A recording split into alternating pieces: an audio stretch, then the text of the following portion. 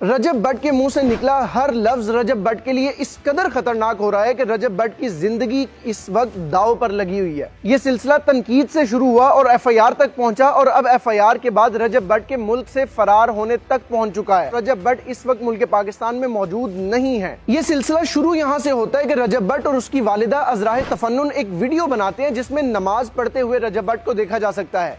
क्योंकि ये वीडियो अजराह तफन्नुन बनाई जा रही थी तो इसलिए देखने वालों ने ये कहा कि हमारी दिल आज़ारी हुई है कि आप अजराह तफन्नुन नमाज का इस्तेमाल कर रहे हैं। इस बुनियाद पर रजब भट्ट के ऊपर तनकीद शुरू हुई और बाकायदा इस चीज़ की एफआईआर भी कटी। ये मामला थमा तो एक नया मामला, एक नया पंडोरा बॉक्स खुला जिसमें रजब भट्ट के दोस्त मान डोगर हमारी क्रिश्चियन कम्युनिटी के ऊपर एक जुगत लगा देते हैं। और याद रहे ये मामला भी गैर दानिस्ता तौर पर रजब भट्ट और उसके दोस्तों से हुआ, लेकिन इस पर भी बेशुमार तनकीद का सामना करना पड़ा क्योंकि इस सारे ग्रुप को लीड रजब भट्ट कर रहे हैं। तो रजब भट्ट पर ही तनकीद थी। मान डोगर को लोग कम जानते थे, तनकीद मान डोगर पर कम हो रही थी। मेनली रजब भट्ट को टारगेट किया जा रहा था।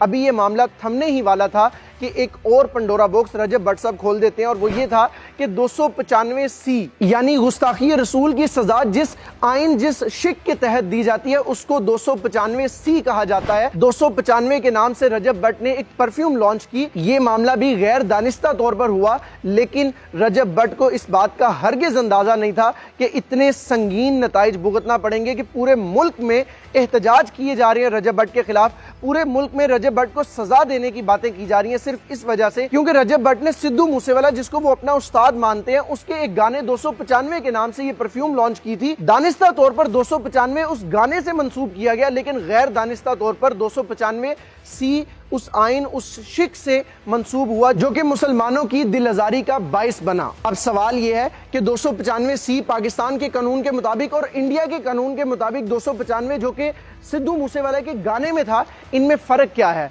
तो इसमें सरासर रजब भट्ट की गलती है क्योंकि 295 आईपीसी, इंडियन पिनल कोड और पाकिस्तान पिनल कोड पीपीसी दोनों के तहत मजहबी गुस्ताखी के ऊपर लगने वाला कानून है। लेकिन शायद रजब भट्ट इस चीज से हरगिज वाकिफ नहीं थे और वो बड़े फखरिया अंदाज में कहने लगे कि मुझ पर और मेरे उस्ताद सिद्धू मूसेवाला के ऊपर 295 लग चुकी है, जबकि ऐसा हरगिज नहीं था। रजब भट्ट के ऊपर अभी तक 295 नहीं लगी थी, लेकिन जब उनकी ये वीडियो वायरल हुई तो अब 295C रजब भट्ट के ऊपर लग चुकी है। और इसी बुनियाद पर, उन एहतजाज की बुनियाद पर जो रजब भट्ट के खिलाफ हो रहे हैं, उस तनकीद की बुनियाद पर जो पूरा पाकिस्तान इस वक्त रजब भट्ट पे कर रहा है, रजब भट्ट इस वक्त मुल्क से फरार हो चुके हैं और चहम गोइयां यहां तक पहुंच चुकी हैं कि रजब भट्ट की जान को इस हद तक खतरा है कि चाहे वो बाहर के मुल्क में चले जाए, रजब भट्ट की जान को खतरा रहेगा जब तक वो माफी नहीं मांगते। लेकिन अब देखना यह है कि क्या माजी की तरह इस बार भी माफी मांगने से क्या रजब भट्ट को माफ कर दिया जाएगा या कानून हरकत में आएगा और रजब भट्ट के खिलाफ कानूनी कार्रवाई की जाएगी?